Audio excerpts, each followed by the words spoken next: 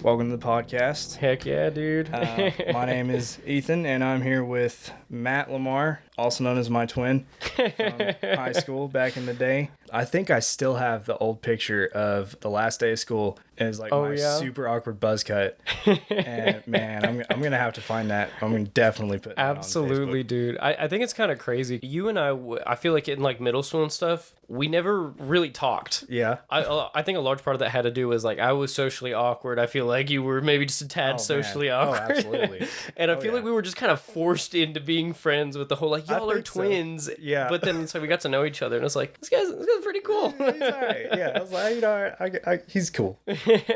We'll squeeze him in. But well, man, let's start out. Let's talk about a little bit about what drove you into the acting and getting into the film industry. I mean, where did that inspiration start? Golly, man. I mean, I think I've always wanted to do something with TV or movie since I was a kid, you know, like I wanted to be on I wanted to be Spider-Man. I wanted to be in Jurassic Park. I wanted to see myself on TV ever since I was little. And my stepdad, he has a bunch of videos on his phone of me and my brother just quoting scenes or reenacting scenes from like Tommy Boy, Austin Powers, and Dumb and Dumber. Those videos are so funny.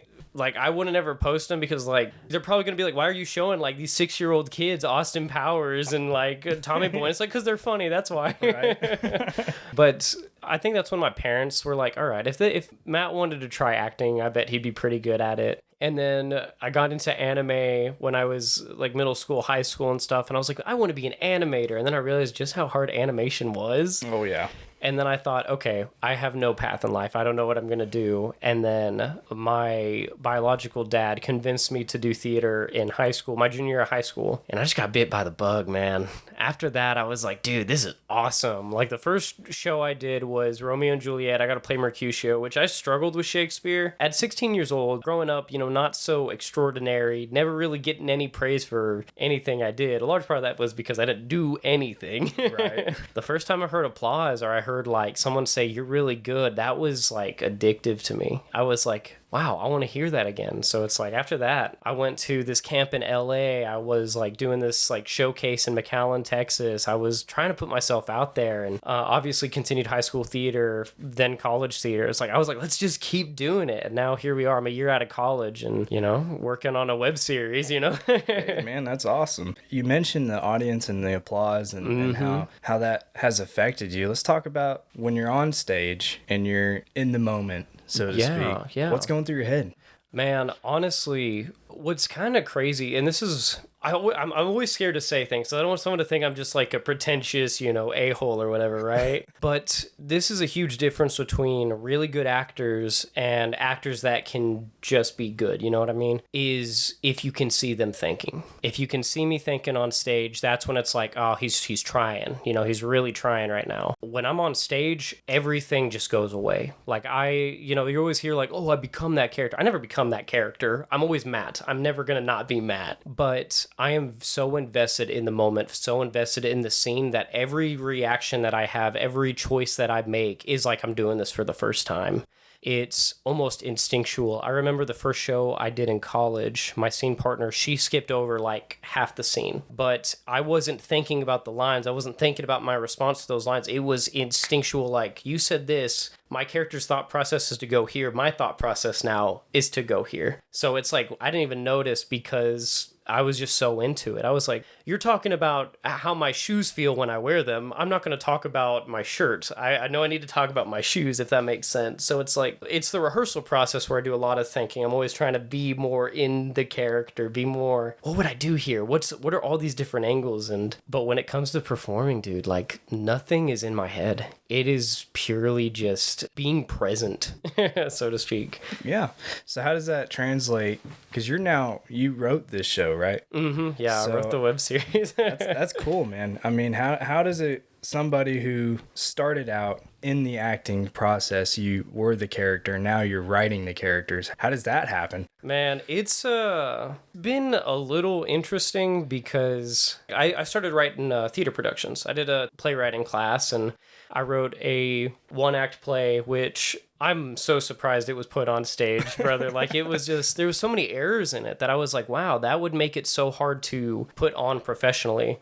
Now I turn that one act into a full length and it's so much better. Yeah. But everything I've written are based on people I know or based on actors who I know that could play the characters well to make it seem just that much more natural for them. You know what I mean? If I'm put myself in a script, I'm never as the lead. I don't know what it is. I just can't do it. It feels weird. It always feels disingenuine to try to write a lead based on myself because I don't want to be too self-deprecating and making him a terrible human being, but at the same time, I'm scared to make him super good and feel like I'm like trying to virtue signal, if that makes sense. Yeah. It's very difficult. And with the web series that we're doing now, Mortal Hunters, I am the lead. The character is very interesting, and I feel like he's kind of an embodiment of a lot of young people, our like generations. The world is very hard. The world is beating us down. The world is trying to make you do the most without, ever rewarding you for that, which is just life. I mean, I'm not saying like,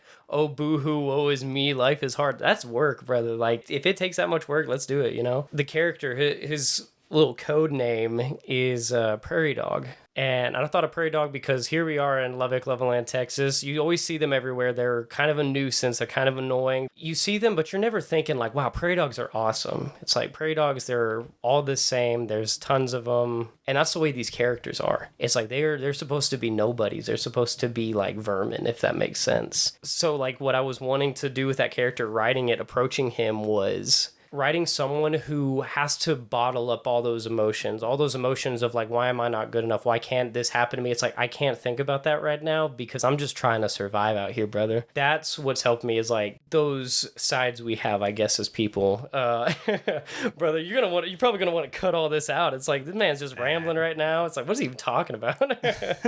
I'm going to circle back to the actual question. You're good. It's been interesting going from being a writer to being an actor, or from acting to writing, I mean, because with acting, you get someone else's work, you get someone else's story, someone else's voice, and you're trying to put that on stage or put that on screen. When writing it, it is so much more. I feel like writing has helped me as an actor even because it helps me find these angles. It's helping me find ways to be more authentic as well as being engaging to an audience. Because I feel like a lot of people, they have a traumatic moment in their life and they want to put that on screen or on stage, but it's not engaging to an audience. Even though it's a very real story and it might be a beautiful story, it is a one-to-one reenactment of what happened in this person's life. And the fact of the matter is you kind of got to dramatize it a bit. Because most audience members don't want to see stories where you're just sitting on a park bench scrolling on your phone for 25 minutes, saying one or two lines to the person sitting next to you. I wouldn't want to watch that personally. So it's like you gotta find ways to mess it around. It's like maybe your conversation was with one person, but you change it up and it's like you're having a conversation with 10 people now. Yeah. That way it's like it's constantly moving. And writing multiple different characters, dude, that is what's crazy. Because it's like in Mortal Hunters, we have a cast of around 30 people. And I'm like, oh my gosh, what am I doing? It's hard. It's also not hard. Because I was very antisocial in middle school, but then high school, once I started doing theater, I got a lot more extroverted. I was finally had the confidence to just go out and talk to people. So the more people I talked to, the more I can use those interactions, use those experiences. So I feel like a lot of these characters stand out. A lot of them feel like real people. And that was another big thing. I didn't want to write something where we have a character introduced just for this episode and they're like, hey, I'm here. Insert cliche dialogue, punk.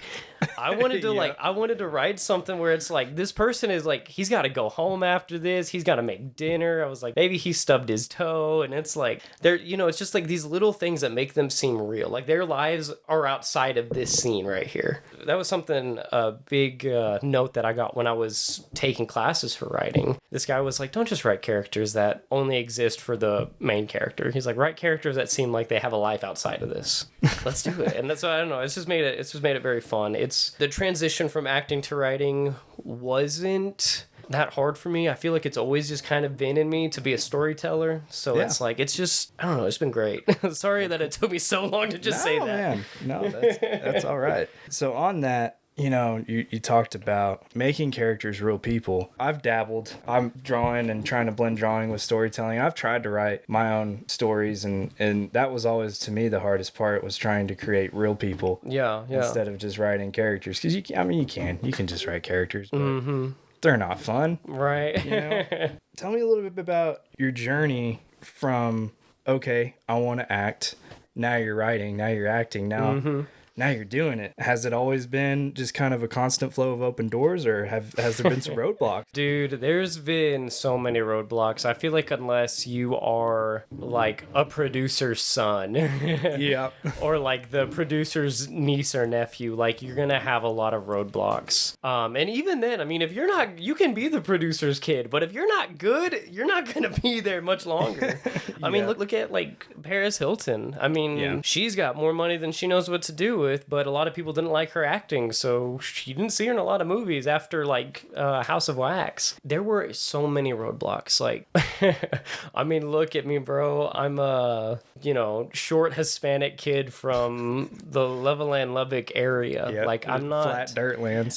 So it's like number one, it's just location. It's very hard to get out there because like casting directors, even just here in Texas, they want to hear you living in Dallas or living in Austin, and that's something that I know I'm gonna have to do eventually. It's just right now I'm just trying to get my bearings straight. I'm just trying to figure out who I am like as a person. After I graduated high school, I was going to move to LA. I was going to try to do the young starving artist, and then I had this one actor, Emmy winner Rodrigo Tactaquin. I met him at a casting call, and I told him, what my goals were, what my plans were, and he said, oh, you want to move to LA? That's awesome. Don't. He was like, don't do it. He was like, Matt, I feel a good energy off of you. He's like, I can tell you're a good kid. Don't do it. You will drown in LA. He was like, how many actors do you think are there at LA? I'm like, all of them. I was like, everyone there is an actor. He was like, then don't do it. He's like, you don't have a resume. You don't have anything on your name. And I was like, I have some high school theater shows. And he's like, how many people do you think have high school theater shows on your resume? He's like, everyone. If they do, they took it off because no one's going to take high school theater seriously. I was like, okay, what am I going to do? Stayed in Lubbock a year. I was working, trying to pursue acting. I auditioned for like 30 things, man. Everything from commercials to indie, like full-length indie films. I didn't land a single role. And it really rocked my confidence because I was like, man, I had a lot of people tell me I was good. Like, I thought I was good, and I'm not getting cast, It's like, maybe I'm not that good. Maybe I am terrible. And then luckily before, I was like, I just called it quits. This agent that's kind of represents this area, Cheryl Anderson, she's fantastic. She's like a ride or die, let me tell you. She's always going to be helping your career, supporting you in any way, shape, or form. She was like, hey, I booked you a Hershey's commercial. And I was like, oh, let's go. And that kind of gave me hope. So it lasted a little bit longer. Something that I was told, especially like by a lot of just actors or directors, my director that I had at South Plains, Dan Nasworth, you can be the best actor in the world. It's all about your look, though. Like, sometimes you're just not getting cast because you don't look exactly how the casting director wants you to look. And that's okay. It's not a knock on you. It doesn't say you're not talented. It's just they're looking for something else right now. And, that's another huge roadblock is I'm a pretty short guy. And everyone's like, oh, everyone's short in Hollywood. And I'm like, well, then they're lying on their dang IMDb pages because they're all like, oh, I'm 6 foot, I'm 6'2". The only person who is honest about that is Tom Cruise. But Tom Cruise has been doing it for so long. It's like he can be short. He's Tom Cruise. I mean, Kevin Hart even made his whole career about him being short. Yeah, seriously. So it's like, this is just another problem I have just kind of with the industry in general. It's honestly just like being Hispanic is a roadblock in itself. The second you say you can't speak Spanish, they just throw your resume out. The role doesn't even need you to speak Spanish. They just expect you to. And it's hard because I don't know Spanish. My mom doesn't know Spanish, and that was because my grandfather was so bullied in school for having an accent. He's like, I'm not going to teach my kids that. I don't want them to get bullied. And now it's such a it's such a desirable skill to be bilingual or to have that to show, and like they don't understand like how the trials and tribulations like our grandparents went through to why we don't know it now. It's like they're like, you're brown, speak some Spanish for me, brown boy. Like they don't take the human aspect into consideration. And that's just kind of the industry. You just got to take it on the chin and move forward. That's another huge roadblock, and that's something that messes with me quite a bit, I guess. It's like, dang, if only I knew Spanish. In which everyone's like, well, you can always learn now. It's like, I'm trying, brother. It's hard. I can't roll my R's. Yeah. How has that really shaped you? Honestly, it's like as a person, it made it really hard as like a 17, 18-year-old kid, because I was always like, I'll never be good enough. Even at 21 years old, I was like, I'll never be good enough because I'm too short. I'm not right for this. I'll never be good enough. I'm never going to look a certain way. I should just quit. I should just stop. I came home for a little bit because this was when I was away for college in Abilene. I graduated from South Plains, and then I went to McMurray University. And brother, like being away from the people who love you and want nothing but the best for you was really hard for me because I was surrounded by not the best kind of people. Some people heard my story, they heard certain things, and I always just took it on the chin. I was like, it is what it is. It is what it is. And they were like, no, it isn't what it is. Like, that's horrible what you experienced, or this and that is not that great. And I started believing it, you know what I mean? Like, I was like, yeah, you know what? My life is so hard. Oh, woe is me. Like, boo-hoo and all this. And I put myself in such a negative headspace. Instead of, like where I am now, and I can just say, oh, it is what it is. Back then, it's like I faced any obstacles and I was ready to crumble, dude. Like, I was so ready to just call it quits and be like, well, I ain't never come back.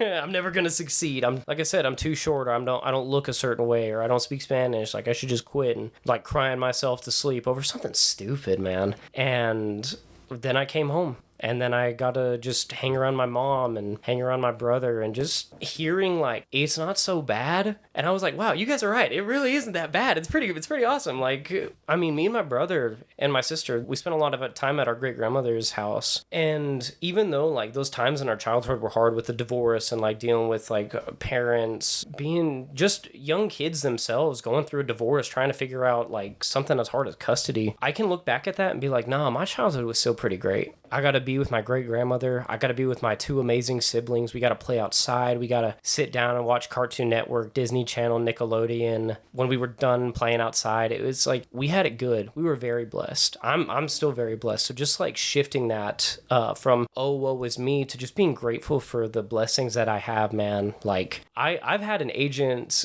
when that mindset shifted, I met an agent from LA. And one of the first things she said was, you are not talented. You're not good. And I was like, all right, that's your opinion. And then she tried to sign me after that. I was like, brother, what are you doing? I now have that layer of a thick skin to where I'm like, man, that really doesn't faze me anymore. I'm like, I don't care what you believe because I know what I believe. And what I believe is what's going to be in my head all day, every day. You're just someone who's wishing for my downfall. I have people who are wanting to wish me nothing but success. So it's like, who do I want to listen to? You know, it's like we have a choice. We can dwell on the negative, or we can, you know, hold on to the positive. And so it's like from now on, I'm choosing to hold on to the positive. Well, that's awesome, man. So really for you, it was just, you know, capturing your real identity, and then just saying, you know, despite anything else anybody else says, you know, I know who I am. Yeah, absolutely. And because of that, now you can move forward, and, you know, even if people reject you and you're like, yeah, I mean, it is what it is. And like my identity, first and foremost, is child of God. I'm a Christian. I'm a child of God. Because like for the longest time, I was like, my identity is I'm an artist. I'm an artist. I'm an artist. It's so hard to say you're an artist when you're not getting, you know, audition or not getting roles and stuff, right? And that's when it was really hard, because any bit of criticism, any bit of negativity, I was ready to crumble, like I said. Now that I know my identity, now that I always put God first, now that I'm always like, I am a child of God, someone's like, well, you suck at acting. I don't care. That's not important to me. Being famous is not important to me. Being a millionaire, not important to me. As long as I'm doing right by God, as long as I am, like, I'm walking on the path he laid out for me, I'm good, brother. He can promise me something in the afterlife. He can promise me a good life and a good afterlife. No one on earth can do that. That's incredible. I know for me personally, and I don't mind sharing, I've struggled with identity crises too. I've gone through so many challenges of who am I? What am I supposed to be doing? For me, same as you, it was like that switch of layman's terms. It's not about what you're doing. It's about who you're doing it for. Right. You know, I can draw. I mean, I showed you earlier. Yeah, I enjoy it. It's a hobby. It's fun. I enjoy it, but it's not what I want to do. Right. You know, I started this podcast, this business, and those are all just tools at my disposal based on the talents and abilities that God has given me to be able to bring to people the real message, which is, for me, you know, my vision is I really want to help inspire people. That's absolutely first and foremost the only thing I want to do. Absolutely. How I do it doesn't matter. But, you know, that's what I want to do. Absolutely. And it's a lot of connection and identity, believing in who you are. Yeah, totally, dude. And I was going to say, just talking about like the inspiration thing, it's like you could, you know, inspire people on a podcast,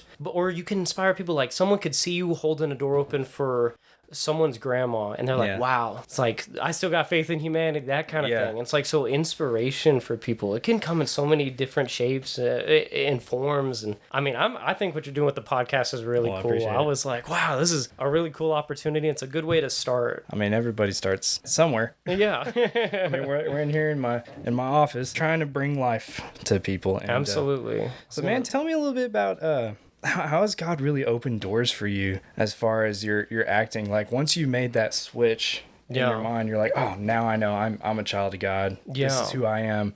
Did you start noticing that now this door open, now this door open, oh, now this door open? Instantly, brother. Instantly. Like, I grew up Catholic, right? So I never really quite had a relationship with God, because they don't teach you that in church, in the Catholic Church. My mom made the switch to a non-denominational. It was very jarring. Like, I literally, like, being at that church, I was like, we're sinning right now. This is, oh my gosh.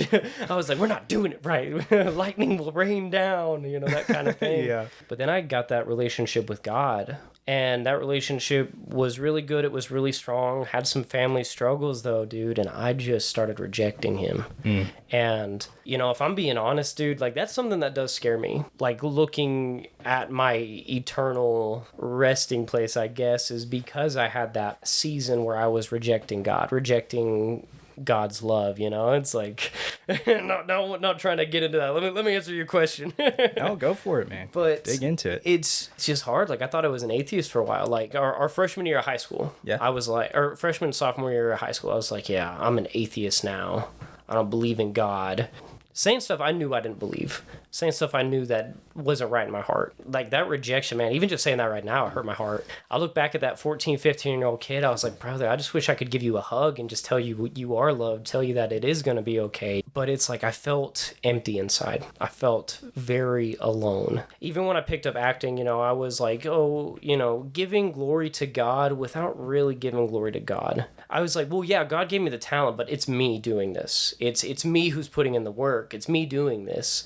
And I carried that for a very long time. It made me very egotistical. It made me very, I mean, for lack of a better terms, it made me a little douchebag, you know what I mean? Like, Yeah. and I feel like a lot of very genuine people could sense that off of me.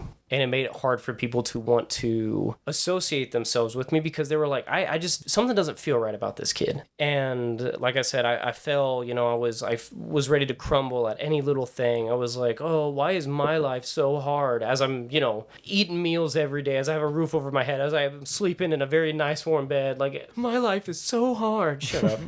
Golly, that's so annoying. But I had a falling out with one of my best friends. I thought we were going to be best friends forever. I thought he was going to be the best man at my wedding, you know, like we had a falling out. He made a switch for the worst. He went from someone who I looked towards for like religious guidance, and he rejected it all. And I'm seeing the spiral he's going down, and it's very hard for me, but I'm like, he wants nothing to do with me. He hates me. He said every awful thing about me in the book.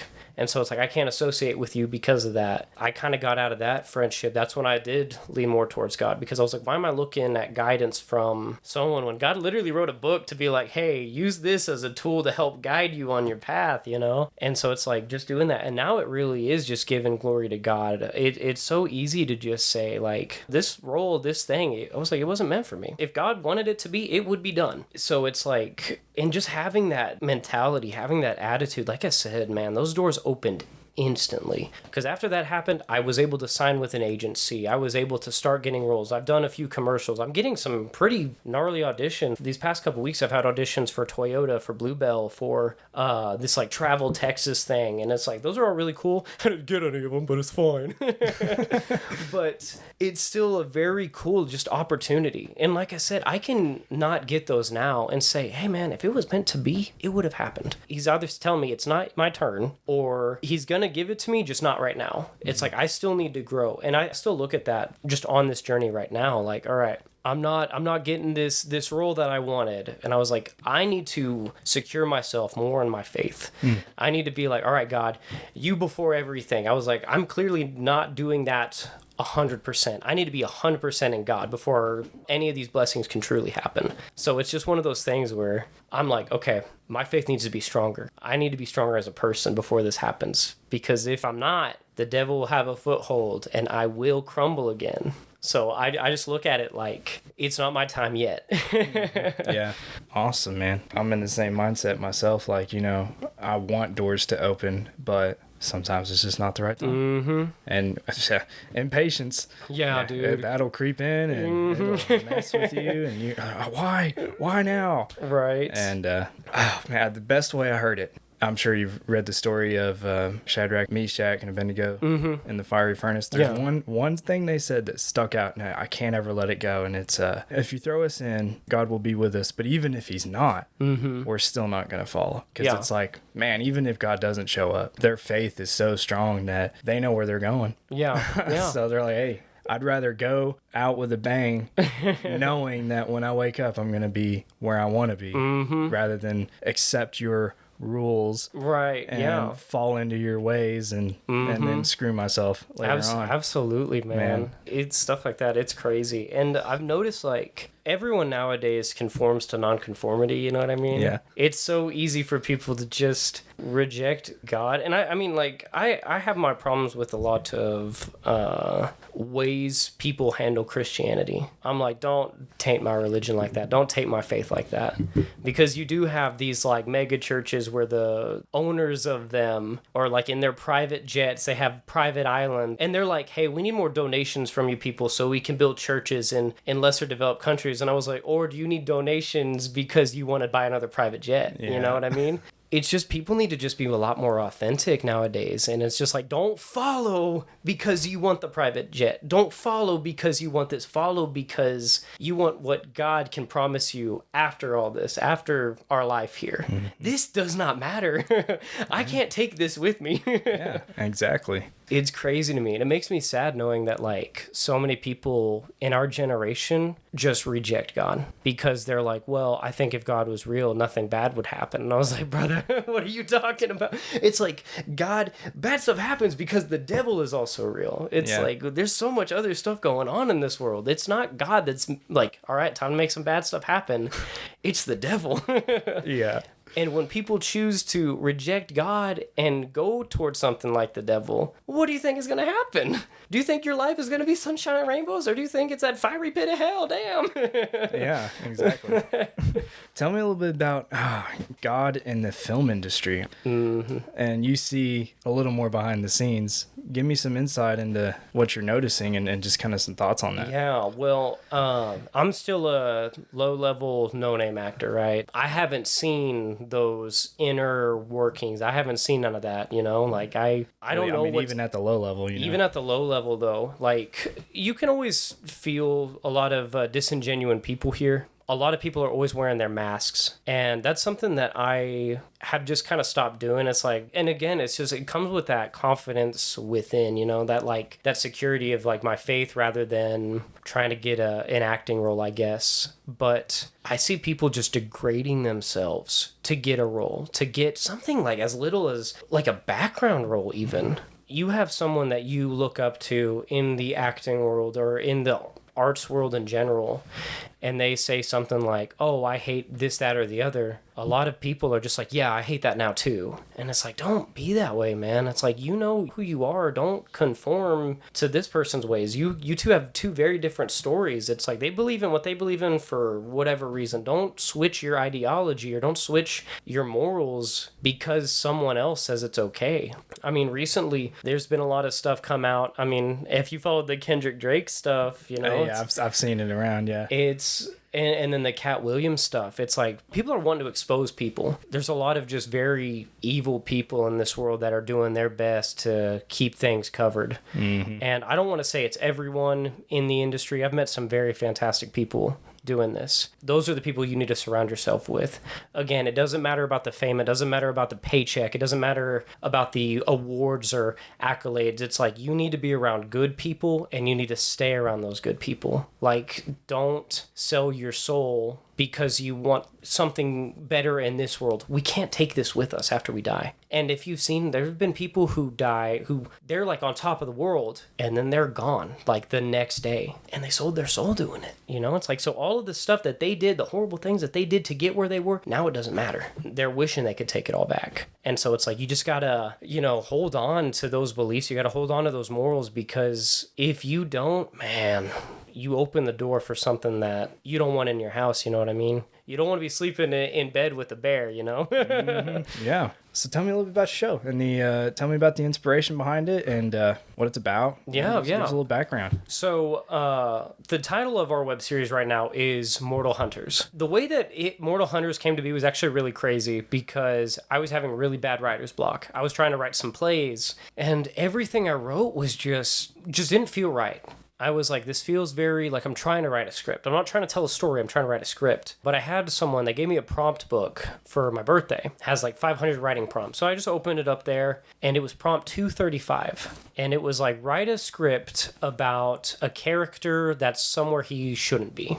Somewhere where he shouldn't be. And I was watching a lot of like JRE, and they were talking about like the pyramids and like how are the pyramids made, and then like Aztec and Mayan culture and all this stuff. So it's like I was very like ancient civilizations, artifacts, like that was the only thing on my mind. And I was like, what if it's like a guy, he's trying to find an artifact, but he gets ambushed. So like that was the premise for our pilot. My character of Prairie Dog, he's going in there, he's digging up this artifact, and then he gets ambushed by a much better artifact hunter, which is played by one of my close friends, Haley Isbell. Super talented actress, super talented director. She's in Austin right now, and I'm so happy that she's like hopped on board for this project, because our friendship was probably one of the best things that's ever happened to me when I went away for college. Like, she's just a ride or die, you know what I mean? Mm-hmm. And super talented, super hardworking. So it's like I said, those are the people you want to surround yourself with, hardworking, good people. But it was a little challenging doing the pilot because we wrote the script, and it was like 6 pages. I sent it to my director, Andrew Taylor, who is the film instructor, or one of the film instructors at South Plains College. I've done a few films with him before. The first one we did, it was one of those things where we both kind of like new to each other, like, oh, yeah, how's it going? Yeah. I was like, I have problems with the script, but it's like, I don't know if I can really tell you that because you're my director. And then he's like, I think you're wrong because you're just a little actor guy. And but then we did another one, and then it was like 2 years of just not working with each other because I was away for college. He was, teaching college. I get back, I send that script over to my friend Haley, and I send that script over to my friend Kelton Warman, who's also one of the actors in the pilot, who's going to be my best buddy in the series. And he was like, you should send this over to Andrew. Andrew might be able to make it. And I was like, all right, nice. Andrew read the script. He was like, I love it. He's like, let's do it. We had so many meetings of just pre-production, which is something he said he has never done before. Like, this was his first time doing this many meetings for pre-production. But he was like, I want to do this because I didn't do it before, and it made things very difficult day of, or, getting schedules together. So he's like, this is going to be a common thing. So we have meetings like once every other week. The closer we get to filming, it's probably going to be once a week. And we've honestly gotten really close. Like, he's one of my best friends now. Like, Andrew, he's the man. Like, he's so hardworking. He's so talented. He's just a great collaborator as well. And like through all of that, I knew I could trust him. So it's like we started talking about this story some more. And it's like, oh, what if he did this? And we talked about maybe making 2 or 3 more little short films about this story. And then we were just like, what if we make a 10-episode season? And both of our eyes lit up. We felt that fire ignite in our hearts, and we were like, let's do it. It has been a challenge, Luckily, because of Kelton Warman, we were able to get in contact with Lubbock Community Theater, and they've been nothing but fantastic to us. They gave us a space to hold auditions. They gave us space to rehearse choreography, like they're going to help us market it. Like, they have been fantastic. They're the best. Through this process, we've casted 30 actors now. We brought on makeup artists. We're getting editors. We're getting, people, behind the scenes. And it's like, oh my gosh, this is happening right now. Like, we were leaving choreography Tuesday, working with 2 of our actors, and man, what's nice about actually getting the actors there is what they can bring to the table. Man, I'm like, I wish I wrote more for everyone. I was like, they just make this so cool. They're putting flesh on the bones, you know what I mean? Yeah. So I'm like, wow, oh my gosh. And like, we saw a glimpse of that with the pilot, because like with the pilot, the characters weren't really fleshed out yet, the characters, we didn't really know who they were. We didn't know what the goals were. We didn't know really the story we were trying to tell. And filming got pushed back a month because of a tragic event in the family. So filming got pushed back like a month. So we filmed in 27 degrees in January, but that was the only day we could do it. And man, it was like, I look back at my performance, I'm like, man, it was, or like, I didn't like how and my director, this is why I love Andrew. He was like, Matt, here's some things you need to consider. You didn't know the character yet, and you were physically uncomfortable. You were cold. It was 27 degrees outside. Yeah. Like, you can't act in your best because you were physically like held back. You were trying not to shiver. You were trying not to.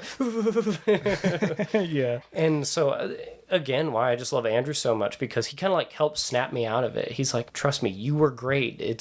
Here were these things that happened that are not going to be in our way moving forward. I was like, all right, thanks, man. But it's been great. Getting that edited, though, it took a while, because like editing, it's a hard job. It's so hard. So like, I know Andrew had to go in and he helped edit it some, because like there's so many things that can just happen in that process. When I was just an actor, oh brother, I'd be throwing a fit. But now understanding that behind the scenes stuff, the technical stuff, it just takes time. I am like, yeah, man, just however long it takes. That's how long it takes. It is what it is. Yeah. What's your biggest fear going in? I think my biggest fear, which fear is a strong word, because I don't know. I'm very confident. I think we have a really good team of actors and of crew on this project. I think it's the weather, West Texas wind, because half of our episodes are shot outside. And then also it's actors not pulling through, because anything could happen. At the end of the day, this is an indie project. Our actors' physical and mental well-being takes priority. I'm never going to, like, say someone's going through it, I'm not going to demand them to be like, no, you better get over it and show up to filming. That's not who I am as a person. I'm like, this is a term that I heard a lot in college. We're not saving babies. Like, like you're good, man. It's like, if you need a day, I understand. We'll just have to pivot and try to figure something out. That's what does scare me, because how do we pivot?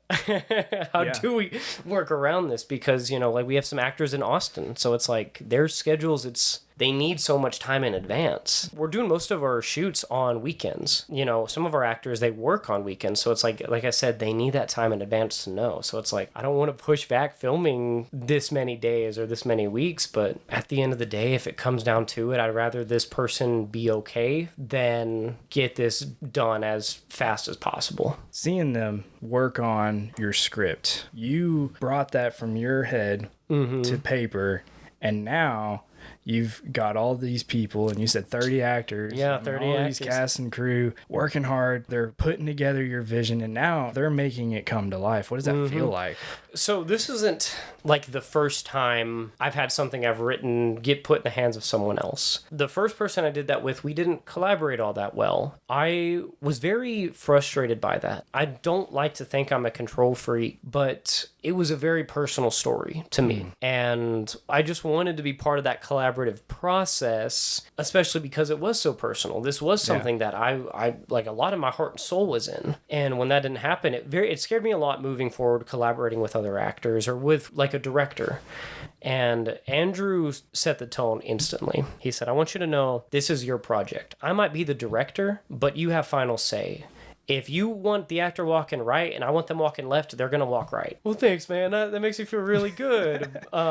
Even though, because of his technical prowess, I'm like, yeah, I'm going to be real with you. If I'm like, yeah, they should walk right, they should walk left. Yeah, I agree. They should walk left. Like, just because he knows his stuff. And, you know, putting it in the hands of like the actors and stuff. I think the one thing that always gets me is like when people start dogging on the script a bit. It's like, oh, he says this, and oh, that's so funny. Oh, look at this nerd saying this, and I'm like, yeah, you know, it's like I'm crying inside. But it's like, it really is just funny. There will be lines in there that you see that I'm like, right in my head, I'm like, yeah, that was really badass, and then I hear it said, and I'm just like, oh my gosh, why did I say that? Like, it's very like Disney Channel villain, like, now the power is mine, which that's not in there. I'm just using that as like a really dumb example.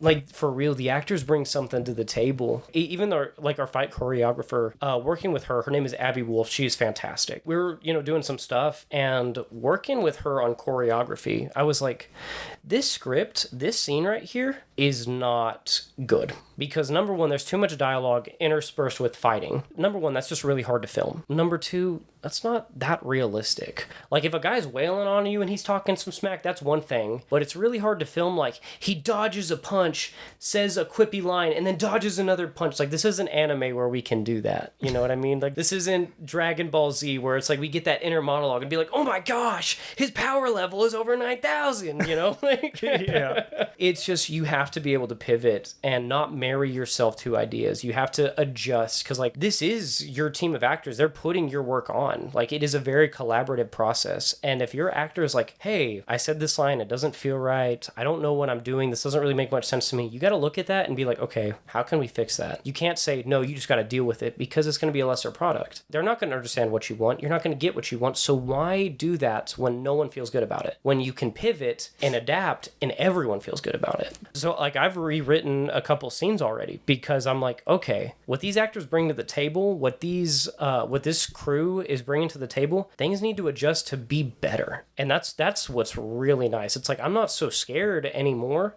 I'm like eager. I'm like, let's do it, because they enhance these stories that much more. We have one actor, his name is Aaron Tyler. Man, he's playing one of my favorite characters in the show, because the character he's playing is just a badass. And he does this thing where he would just whistle, and it's just like that one long, like, I can't whistle, that's why I'm not doing it right now. But it's like that one real long, kind of like sinister almost whistle, and I was like, oh my gosh, like, because we had in a moment like this character makes a noise, and that's how this character knows something is happening, and it's like, that's his like calling card, you know, that's what he does. It's like, you hear that whistle and it's like, oh man, I'm about to go down. It's like the Lobo and Puss in Boots, you know what I mean? Yeah. Yeah, you know, we're not doing, you know, the Lobo's like, this is unfortunate, I can't whistle, so it's like, I can't like replicate it and be like, yeah, you know what I'm saying? It's like, you hear that and you know, oh, something's about to go down, you know what I mean? And that wasn't something I wrote. That's something this actor brought. Like I said, it's not something I fear anymore. It's something I'm very eager to see now.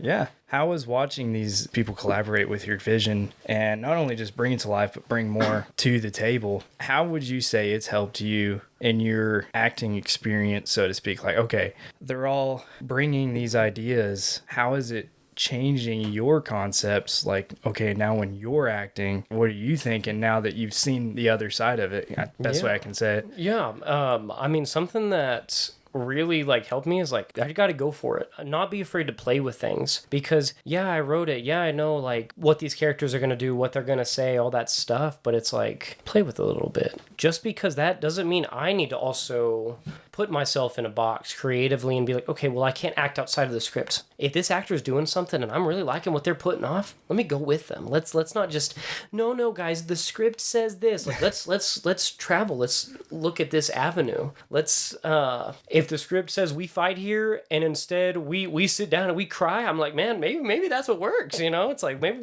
our characters are just that tired that we're just like, let's not, you know what? I'm not in the mood for this today. And it makes the story better. I can also try different things. I don't have to follow the script, because a lot of these actors, they're really good when it comes to ad-libbing, or they're really good with just making choices. And those are the people you want to bring on, as actors who can make choices. If you have an actor that's like, what am I doing here again? It's like, oh, I don't want to have to direct you every second of the shoot. Please just make a choice. When you have actors that are like, I'm going to do this. Is that cool? It's like, yeah, go for it, man. And that's what I want to be myself. It's like, I want to be a stronger actor.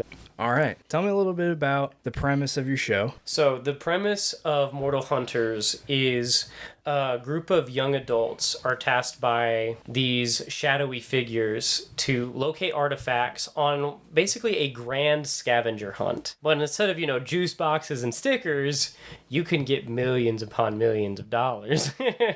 They promise them a life that many people could not refuse.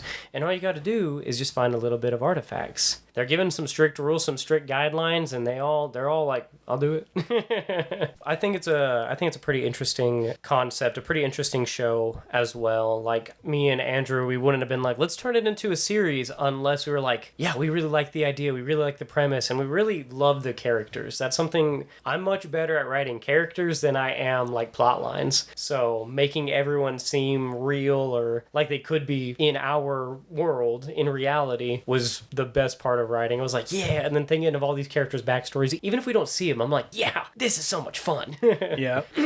Tell me how watching all these characters come to life has changed your concept of acting and how it's kind of, I would say, improved your acting experience. Yeah, it proved it by seeing their creativity. It's like you want actors with good creativity, good imagination, people who are not afraid to make choices. So seeing that, I'm like, okay, I shouldn't be afraid either. It's like, even though I wrote this and I want to follow the script as best as I can, I want to also show my acting abilities. I want to show my acting chops and be like, no, you know what? This doesn't feel right. Let me make a choice. Maybe we'll detour a little bit off the script, but it's going to be for the betterment of it, Not being afraid to say, my character's like, oh, what the heck? Instead of just being like, what the heck? Just like trying these things.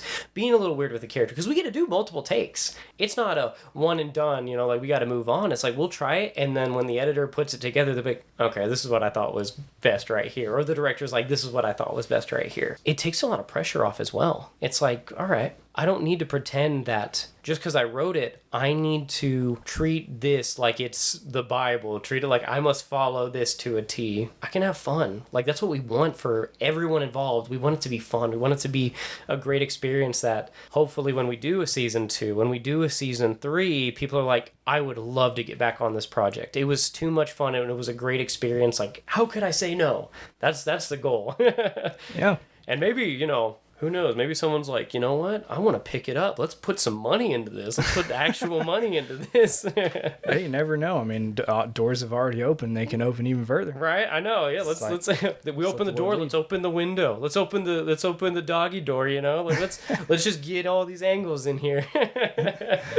So before we wrap up, I wanted to see if you had any inspiration for somebody who has a vision of where they want to go, but they don't know how to get there, or they just don't have the motivation. The best inspiration I can give is fall in love with the process. There are going to be days that you're not liking it. There are going to be days that you love it. Fall in love with the highest and highs and find appreciation for the lowest of lows. Because with that tenacity, like, no one's going to stop you.